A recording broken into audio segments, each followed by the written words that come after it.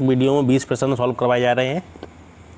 ये छोटे छोटे वीडियो हैं तो आप आसानी से उनको देख सकें। पहला प्रश्न है, भारत के किस स्थल की खुदाई से लौह धातु के प्रचलन के प्राचीनतम प्रमाण मिले हैं? अतरंजी खेड़ा, तक्षशिला, कौशाम्बी, हस्तिनापुर। तो भारत के किस स्थल की खुदाई से लौह धातु के जो प्रचलन में प्राचीनतम प्रमाण मिले हैं वो मिले हैं आपके अतरंजी खेड़ा। अगला प्रश्न कथन कारण वाला प्रश्न है। तो कथन है, प्राग ऐतिहासिक भारत के संदर्भ में अधिकतर कृषि स्थलों से नवपाषाण कालीन उपकरण भी उपलब्ध हुए। क्या ये सही है? कारण, स्थायी कृषि गतिविधि के लिए आवश्यक था कि विभिन्न प्रकार के सूक्ष्म पाषाण उपकरणों का विकास तथा उपयोग हो। तो ये बिल्कुल सही बात है, कृषि के लिए सूक्ष्म उपकरण ही आवश्यकता थी उनकी। तो इसका जो ऑप्शन होगा वो आपका होगा बी, है ना। ए और आर दोनों सही है, आर ए का सही स्पष्टीकरण है। तो एक बार आप प्रश्न पढ़ लीजिए। प्राग ऐतिहासिक भारत के संदर्भ में अधिकतर कृषि स्थलों से नवपाषाण कालीन उपकरण भी उपलब्ध हुए हैं। कारण, स्थायी कृषि गतिविधि के लिए आवश्यक था कि विभिन्न प्रकार के सूक्ष्म पाषाण उपकरणों का विकास तथा उपयोग हो। तो बी है आपका आंसर। अगला प्रश्न, सूचियों का मिलान करना है आपको। आपको नगर दिए गए हैं और उनसे संबंधित संस्कृति दी गई है। तो वीरवानपुर किससे संबंधित है? बनास संस्कृति, ताम्र नदी, गैरिक मृदवान परंपरा, लघु पाषाण उपकरण। तो वीरवानपुर संबंधित है आपका लघु पाषाण उपकरण, तो डी। तो 1 का 4 है। तो इन प्रश्नों में देखने में जरूर बड़े लगते हैं, यदि आपको इनमें से 1 या 2 का आंसर आपको पता है तो ये प्रश्न कभी गलत नहीं होता, ठीक है ना। तो आपको बहुत जल्दी प्रश्न सॉल्व हो जाता है ये वाला। तो 1 का 4 है ना, आपको 1 पता है ना तो ऑटोमेटिक कोई ज़रूरत ही नहीं है, ठीक है, और बाकी अपने यहाँ मिलान हो जाएंगे। तो 4 आपका पहला ही आंसर है इसमें। और चलो मिलान करते हैं अगला। उज्जैन क्या है? गैरिक मृदवान परंपरा से संबंधित रहा है। उसी प्रकार कायता क्या है? ताम्र नदी से संबंधित है। और आहड़ बना संस्कृति से संबंधित है। तो वीरवानपुर लघु पाषाण उपकरण, उज्जैन गैरिक मृदवान परंपरा, कायता ताम्र नदी, आहड़ बना संस्कृति। अगला प्रश्न, निम्नलिखित में से कौन सा सही सुमेलित नहीं है? चिरांद बिहार, कायथा कर्नाटक, पांडुराज जारढेवी बंगाल, दैमाबाद महाराष्ट्र। तो आपको मनन करना है कौन सा सही नहीं है। तो कायथा आपने कभी सुना है कि कायथा कर्नाटक में स्थित है? तो कायथा का मतलब ये नहीं है कि कायथा कर्नाटक से संबंधित है। कायथा है आपका उत्तर प्रदेश में, है ना जी। तो ये है आपका बी। अगला प्रश्न, मिलान करना है आपको।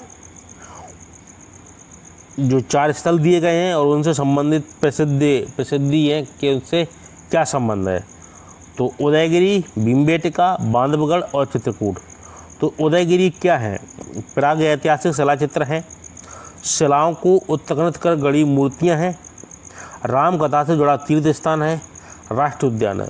तो बहुत से लोगों को तो जानते हैं इसका आंसर उदयगिरी है, शिलाओं को उत्खनन कर गढ़ी मूर्तियां। तो 1 का 2 किसी में दिख रहा है आपको? तो बस हो गया प्रश्न सॉल्व पूरा आपका, वो है डी। चलो वो आगे भी दिखती हैं। भीमबेटका, तो भीमबेटका क्या है? प्राग ऐतिहासिक शिला चित्र। बांधवगढ़ क्या है? राष्ट्रीय उद्यान है। कहाँ का है? ये एमपी का है, ठीक है। और चित्रकूट तो आप सभी ने सुना ही होगा, ये राम कथा से जुड़ा तीर्थ स्थान है।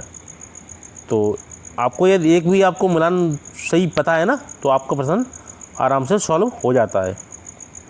अगला प्रश्न, भारत में प्रथम पुरापाषाणिक उपकरण की खोज करने वाले रॉबर्ट ब्रूस फूट थे। तो रॉबर्ट ब्रूस फूट एक अंग्रेज वैज्ञानिक थे जी। तो वो कौन थे? पुरातत्वविद थे, भूगर्भ वैज्ञानिक थे, पुरा वनस्पति शास्त्री थे, इतिहासकार थे। तो भारत में प्रथम पुरापाषाणिक उपकरणों की खोज जो करने वाले रॉबर्ट ब्रूसफुट थे, वो थे आपके भूगर्भ वैज्ञानिक। अगला प्रश्न, निम्नलिखित में से किसे भारत में प्रागैतिहासिक पुरातत्व का जनक कहा गया है? तो A Cunningham, H D. Sankalia, A R. Allchin, Robert Bruce Foote. तो आपको इसमें से निकालिए कौन कौन सा निकल सकता है। तो रॉबर्ट ब्रूसफुट कौन थे? भूगर्भ वैज्ञानिक थे। एच.डी. संकालिया क्या थे? जिसने नर्मदा टोली का निर्माण कराया, उत्खनन कराया। अब बचे कौन? दो, ए कनिंघम, ए.आर. अल्चिन। तो अब आपको सरलता हो जाएगी कि निम्नलिखित में से किसे भारत में प्रागैतिहासिक पुरातत्व का जनक कहा गया है। तो ए.आर. अल्चिन तो थे नहीं, तो पहला ही है आपका ए कनिंघम। अगला प्रश्न, भारत में सर्वप्रथम पूर्व पाषाणकालीन उपकरण रॉबर्ट ब्रूसफुट को कब मिला? तो जो भारत में सर्वप्रथम पूर्व पाषाणकालीन उपकरण रॉबर्ट ब्रूसफुट को कब मिला था? 1863 में, 1860 में, 1873 में, 1878 में। तो रॉबर्ट ब्रूसफुट को जब शुरुआत में मिला था, वो मिला था आपको 1863 में।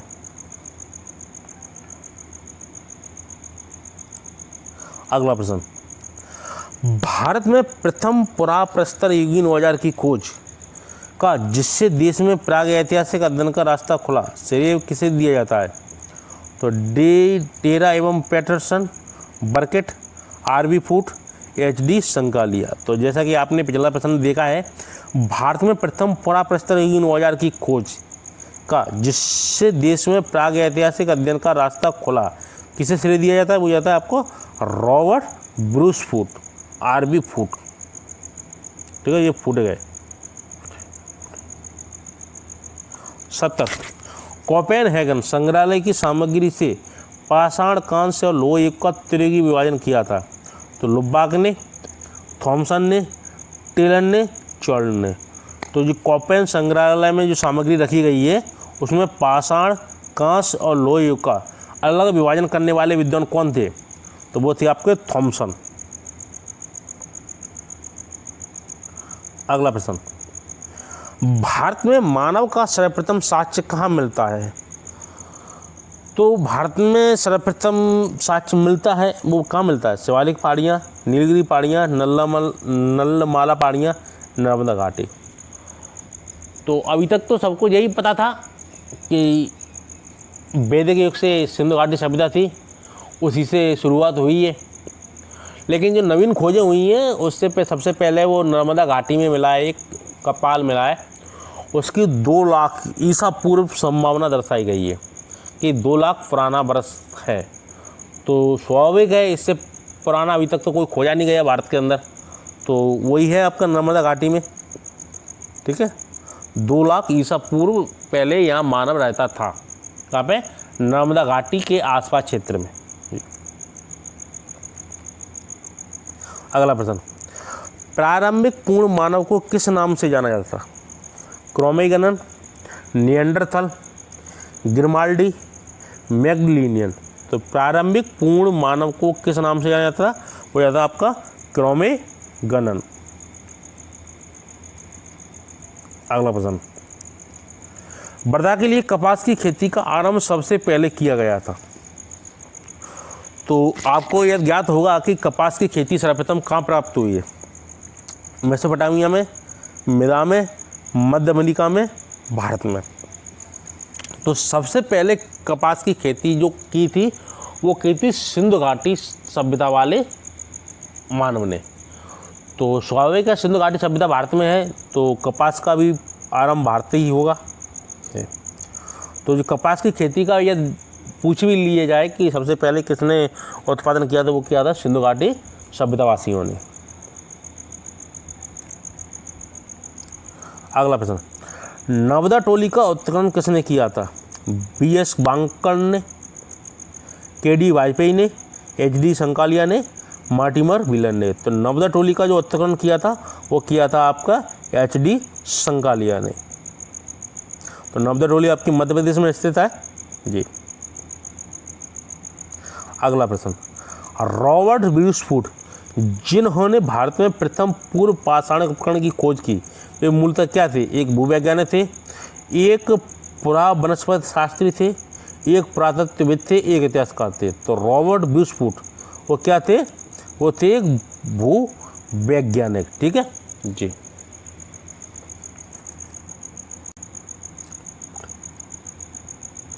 अगला प्रश्न, गुप्त कराल निम्न में से कहाँ स्थित है? ब्रह्मपुर घाटी, स्वात घाटी, सिंधु घाटी, गंगा नदी घाटी। तो गुप्त कराल निम्न में से कहाँ स्थित है? वो है आपका स्वात घाटी। अगला प्रश्न, निम्नलिखित में से किस ताम्र समकालीन स्थल से तांबे के प्रयोग का साक्ष्य प्राप्त हुआ है किंतु प्रस्तर उपकरण प्राप्त नहीं हुए? तो वो आपका कहाँ से हुआ है? गिलंद, आहड़, कायथा, नर्मदा टोली। तो निम्नलिखित में से किस ताम्र समकालीन स्थल से तांबे के प्रयोग का साक्ष्य प्राप्त हुआ है तुरंत पत्थर का उपकरण वहाँ से प्राप्त नहीं हुआ है? तो वो है आपका आहड़ से।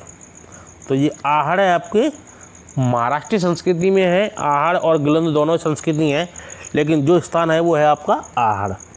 ठीक है, तो इसका होगा आपका बी। चलते अगले प्रश्न पे। मध्य प्रदेश के किस पुरातात्विक स्थल से प्रारंभिक ऐतिहासिक युग के विविध लोह उपकरण प्राप्त हुए? तो गुगेरिया, घगरिया, कायथा, नागदा। तो मध्य प्रदेश के किस पुरातात्विक स्थल से प्रारंभिक ऐतिहासिक युग के विविध लोह उपकरण प्राप्त हुए? वो हुए आपके नागदा से। डी।